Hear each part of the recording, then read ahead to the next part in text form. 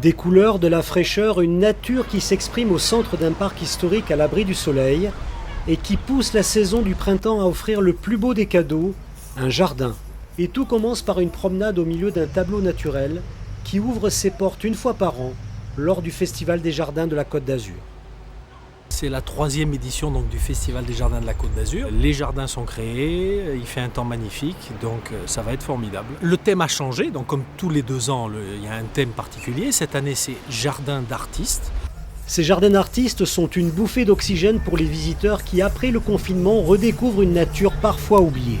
C'est que ça donne envie de faire son jardin et ça donne aussi peut-être des exemples, une inspiration pour faire son jardin. Depuis 2 jours, on a des gens qui viennent nous voir et on a un retour qui est vraiment très touchant pour nous, même des jeunes qui viennent nous dire merci de nous proposer un jardin comme celui-ci. On parle beaucoup de changement climatique et le jardin est un endroit merveilleux pour parler de cela. Et dans ce jardin-là, nous on propose particulièrement des plantes qui sont vraiment adaptées à la sécheresse et au climat méditerranéen. Et c'est l'occasion pour les visiteurs de découvrir ce type de végétation. Jusqu'au 9 juin, chacun pourra observer et découvrir ces jardins éphémères dans le parc de la médiathèque Noailles à la Villa Rothschild. Une visite à ciel ouvert dans une ambiance insolite et mystérieuse.